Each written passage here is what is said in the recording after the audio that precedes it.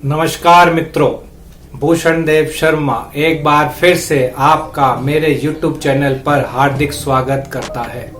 उम्मीद करता हूं आप सब अपने घरों पर कुशल मंगल से होंगे।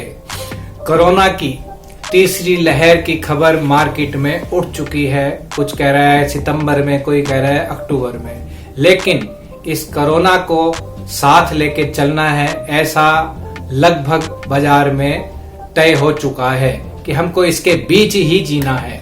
जब जीने की बात आई है तो मैं बात कर रहा था बचपन की।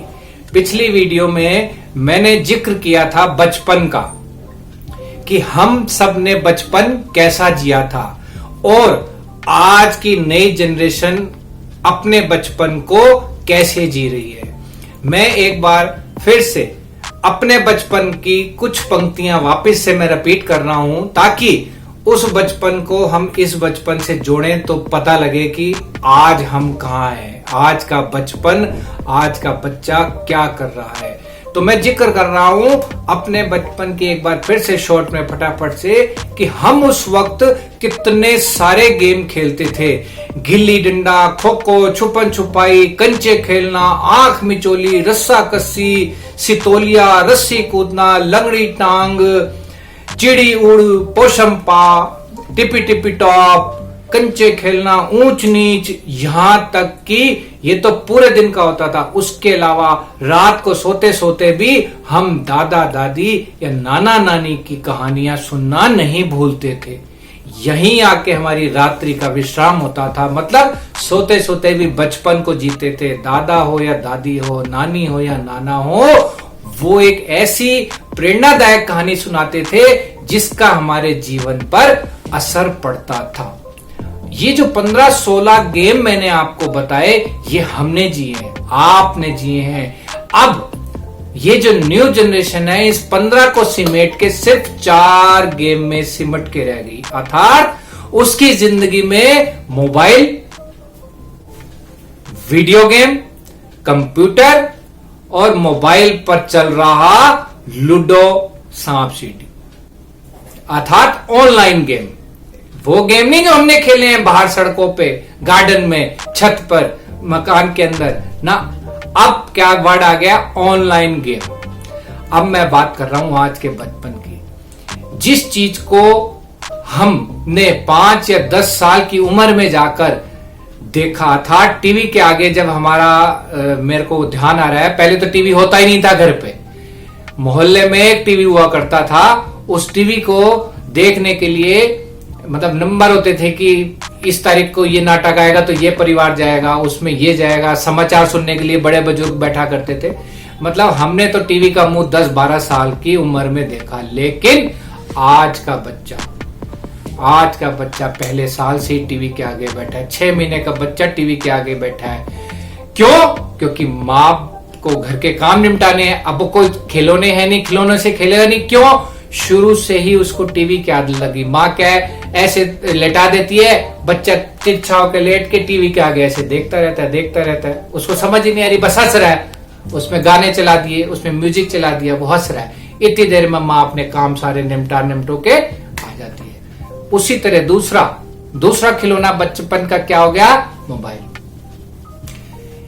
कहते हैं मोबाइल की किरणें बड़ी खतरनाक होती हैं, लेकिन आज के इस दौर में बच्चा जब दुनिया में प्रवेश करता है, जैसे ही उसका जन्म होता है, मात्र 1 मिनट के बच्चे की फोटोएं अपलोड करके मोबाइल में खींच करके हाथों हाथ फेसबुक पे, व्हाट्सएप पे डाउनलोड कर ली जा रही हैं।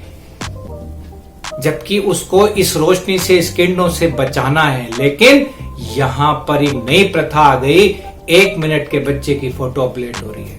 जब वो जन्म लेते ही इस मोबाइल के ऊपर आ गया है तो वो अगले 2-3 महीने में तो अपने आप आ जाता है। वो लेटे लेटे पापा मम्मी उसको कार्टून दिखा रहे हैं। 3 महीने के बच्चे को, 6 महीने के बच्चे को, 9 महीने के बच्चे को, साल भर आते आते तो बच्चा उस पर खेलने लगता है, उसको खुद चलाने लगता है। 1.5 साल 2 साल का बच्चा जहां उसको बाहर खेलना चाहिए था, दोस्तों के बीच खेलना चाहिए था, मिट्टी के बीच खेलना चाहिए था, वो बच्चा कहां सिमट गया, टीवी और मोबाइल के बीच।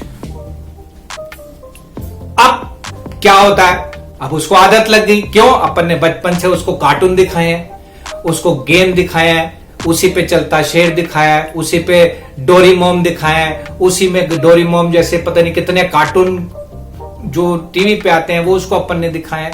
अब वो क्या करता है, उसका आदी हो गया। अब जब भी बच्चा रोता है, मम्मी उसको मोबाइल हाथ में दे देगी।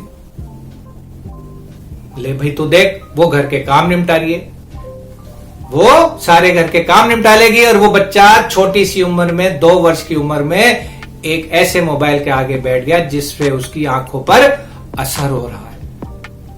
ये नहीं पता किसी को, लेकिन क्योंकि बच्चा चुप है, बच्चा तंग नहीं कर रहा, उदम नहीं कर रहा, कुछ नहीं कर रहा, क्योंकि वो मोबाइल में मस्त है। 5 वर्ष तक आते आते पता लगता है कि उसको चश्मा लगना लगा। और माँ बाप बड़े गर्व से कहते हैं, 4 आदमियों के बीच खड़े होकर माँ बाप गर्व से कह रहा है, मेरा बच्चा तो मोबाइल खुद ही चला लेता है, मासी को खुद ही कॉल कर लेता है, वो यूट्यूब चला लेता है, वो फलानी चीज कर लेता है, वो नंबर निकाल के कॉल कर लेता है, कभी मामा से कभी मामी से। हम उसको गर्व से बता रहे हैं, लेकिन हमें ये नहीं पता कि वो बच्चा गर्त में जा रहा है। जिस चीज की आदत आज हम डाल रहे हैं, वो आदत उसके लिए बहुत नुकसानदायक है। खास करके ये आंखें इतनी कीमती हैं जो करोड़ों रुपए खर्च करके भी नहीं मिल रही। बट मैं बात कर रहा था बचपन की। इन आज की जनरेशन का बचपन, मैंने फिर कहा है, 3 चीजों में खो गया है, मोबाइल, वीडियो गेम, टीवी। अब चौथा आता है कंप्यूटर। मोबाइल लो या कंप्यूटर लो, एक ही बात है, लेकिन कंप्यूटर पे अगर बच्चा बैठ गया 5 साल बाद, तो फिर उसको कुछ नहीं सूझेगा। सारा दिन स्कूल के बाद उसका टाइम सारा कंप्यूटर पे बीत रहा है। क्या चला रहा है क्या नहीं चला रहा उसको नहीं पता। लंबे लंबे गेम खेल रहा है, पता नहीं अजीबोगरीब गेम खेल रहा है, कार चला रहा है। हमने 15 साल की उम्र तक साइकिल नहीं चलाई, वो कंप्यूटर में 5 साल का बच्चा कार चला रहा है, और ठा ठू कभी वो बंदूक, दौड़ भाग, राजा चोर सिपाही जो हम वैसे खेलते थे वो उसमें चला रहा है। आतंकवादी बनके, वो पुलिस बनके उसको गोलियां चला रहा है। आदमी डर रहा है घर में, क्या हो रहा है पता लगता है बच्चा वीडियो गेम खेल रहा है। बड़ी अजीबोगरीब आवाजें आती हैं, कभी क्या हो रहा है कभी क्या हो रहा है। बच्चा, माँ आवाजें देती रहती, हाँ मम्मी आया, बस ये खत्म हो गया, बस ये मर गया, ये 2 और मर गए, ये मैं अपनी कार बचा लूं, मैं ये कर लूं, मैं वो सिमट गया। उसका बचपन कंप्यूटर में सिमट गया। बचा कुचा कोरोना काल ले डूबा। कोरोना काल में जिस चीज को स्कूल वाले कहते थे कि बच्चों मोबाइल से, कंप्यूटर से, टीवी से दूर रहना है, आज वही कह रहे हैं। ऑनलाइन क्लासें हो गई, सुबह से शाम तक बच्चा ऑनलाइन क्लास में बैठा है, 4 घंटे 5 घंटे ऑनलाइन क्लास में बैठा है। फिर उसको कोई वीडियो मिल रही है, वो उसमें बैठा है। फिर स्कूल वालों ने उसी में काम दे दिया, उसी में अटेंडेंस लग रही है, उसी में सब काम हो रहा है। अर्थात हम अब एक कंप्यूटर में खिलौना बन के रह गए। अब हम इससे दूर नहीं हो सकते। अब कोरोना काल खत्म भी हो जाएगा तो भी हम अपने बचपन को इन चीजों से नहीं बचा सकते। अब मैं आपसे बात कर रहा हूं लूडो की।